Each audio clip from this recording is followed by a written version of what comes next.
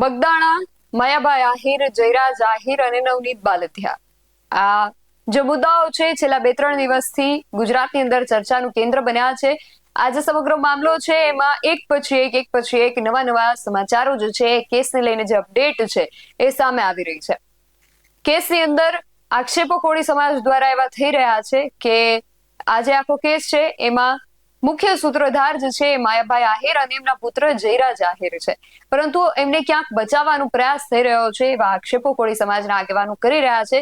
ત્યારે ફરી એક સમાચાર સામે આવી રહ્યા છે, જેમાં કોળી સમાજના વિછિયા પંથકના જે આગેવાન છે મુકેશભાઈ રાજપરા, એમણે માયાભાઈ આહિર અને જયરાજ આહિરનું સરઘસ કઢાવવાની વાત કરી છે. અને આ નાની માછલીઓ પકડાઈ ગઈ છે અને મોટા મગરમચ્છો જે છે એ ક્યાંક બાકી રહી ગયા છે એવા પણ આક્ષેપો તેમના દ્વારા કરવામાં આવ્યા છે. શું છે સમગ્ર વિગત જાણીએ અહેવાલમાં. જય હિન્દ, BSI TV ન્યૂઝ પર આપની સાથે હું છું નિધિ ગઢવી.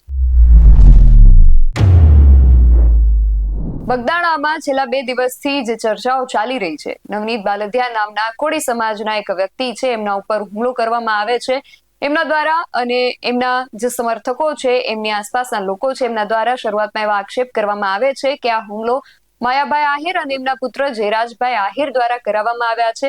અને બાદ કોળી સમાજમાંથી આવતા આ વ્યક્તિની વારે આખો કોળી સમાજ પણ મેદાને આવે છે. કોળી સમાજના રાજકીય આગેવાનો, સામાજિક આગેવાનો, ઘણા પણ લોકો છે એ એમની મદદ માટે એમની વારે આવે છે અને એમને એવી ખાતરી દેવડાવે છે કે આ સમગ્ર મામલે અમે તમારી સાથે છીએ અને તમે મૂંઝાતા નહીં. ગઈકાલે જ આપણે જોયું હતું કે રાજુલાના ધારાસભ્ય હીરાભાઈ સોલંકી પણ ત્યાં ગયા હતા અને એમણે સમાજના લોકો સાથે પણ વાતચીત કરી હતી. બહોળી સંખ્યામાં કોળી સમાજના જે લોકો છે એ લોકો પણ ત્યાં પહોંચ્યા હતા. ત્યારે વિછિયા પંથકના કોળી સમાજના જે આગેવાન છે મુકેશભાઈ રાજપરા, એ પણ નવનીતભાઈ બાલદિયાની મુલાકાતે પહોંચ્યા હતા અને એમણે પણ એવા આક્ષેપ કર્યા છે કે આ કેસમાં જેટલા આરોપીઓને અત્યાર સુધી પકડવામાં આવ્યા છે એ આરોપીને લઈને પણ એક અપડેટ સામે આવી છે કે 8 જેટલા આરોપીઓ જે પકડાયા હતા એમાંથી 4 ને કોર્ટમાં રજૂ કરવામાં આવ્યા હતા અને કોર્ટ પાસે એમના રિમાન્ડ માંગવામાં આવ્યા હતા. જ્યારે કોર્ટે 4 જે આરોપીઓ છે એના 2 દિવસના રિમાન્ડ મંજૂર કર્યા છે. એટલે 2 જાન્યુઆરી અને 3 જાન્યુઆરી 2 દિવસ આ જે આરોપીઓ છે, 8 માંથી 4 આરોપીઓ છે, એમના રિમાન્ડ મંજૂર કરવામાં આવ્યા છે અને લોકો 2 દિવસના પોલીસ રિમાન્ડ પર છે.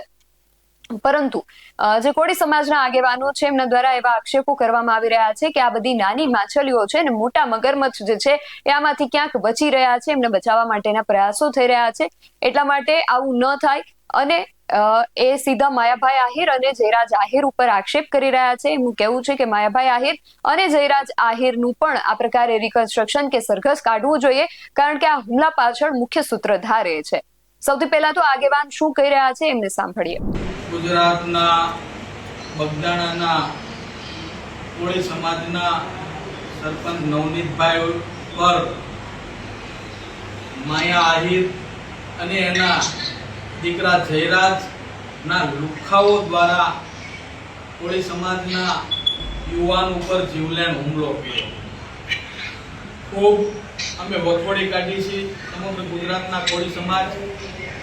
આજે અમારા કોળી સમાજના આગેવાનો પોલીસ પ્રશાસન ઉપર પૂરું પ્રેશર લાવી આરોપીઓની ધરપકડ કરાવી, પણ ક્યાંક નાની માછલીઓ આવી જાય, મગરમચ્છ રહી ન જાય. મુખ્ય આરોપી તો જયરાજ અને આ માયા આહિર છે. એના કહેવાથી આ નવનીતભાઈ ઉપર જીવલેણ હુમલો થયો છે.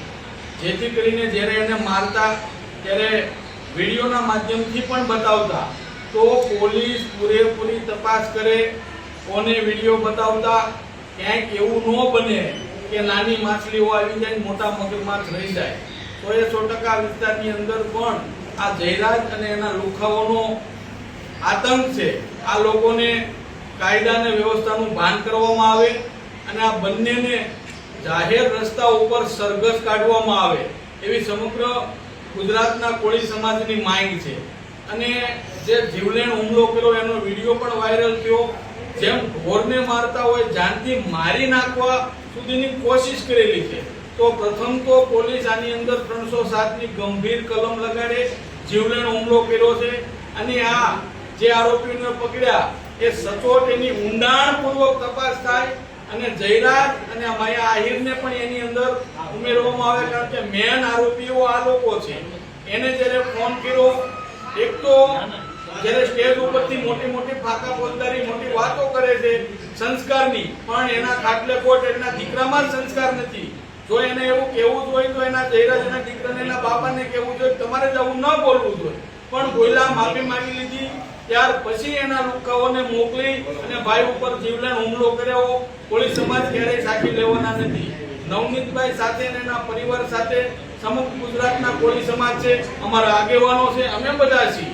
આને સંપૂર્ણ ન્યાય મળે અને જયરાજ અને આ માયા આહિરને પણ આની અંદર સજા મળે, 307 ની કલમનો ઉમેરો થાય એવી અમારી ઉગ્ર માંગ છે. તો કોળી સમાજના આગેવાન મુકેશભાઈ રાજપરાએ સીધા જ માયાભાઈ આહિર અને જયરાજ આહિર ઉપર આક્ષેપો કર્યા છે. એમનું કહેવું છે કે અત્યાર સુધી જે આરોપીઓને પકડવામાં આવ્યા છે એ નાની માછલીઓ છે અને આ બંને જે છે એ લોકો મોટા મગરમચ્છો છે ને એમના ઉપર પણ કાર્યવાહી થવી જોઈએ અને એમનું પણ સરઘસ કાઢવું જોઈએ એવી માંગ તેમના દ્વારા કરવામાં આવી છે. હવે તેમની આ માંગને લઈને આગળ શું થાય છે, તો એમના દ્વારા જે આક્ષેપ કરવામાં આવ્યા છે એમાં હવે પોલીસ આગળ શું પગલાં લે છે, પોલીસ કયા પ્રકારની તપાસ કરે છે, તપાસના અંતે શું બહાર આવે છે, એ બધું હવે જોવું રહ્યું. આ સમગ્ર વિષયને લઈને તમારું શું માનવું છે અમને કમેન્ટ કરીને ચોક્કસથી જણાવજો. આવા જ વધુ અહેવાલો સાથે મળતા રહીશું. તમે મારી YouTube ચેનલને સબસ્ક્રાઇબ કરવાનું અને અમને ફેસબુક અને ઇન્સ્ટાગ્રામ પર ફોલો કરવાનું ભૂલશો નહીં. બાકી અમને અપડેટ્સ માટે આપ જોતા રહો PSI TV ન્યૂઝ. નમસ્કાર.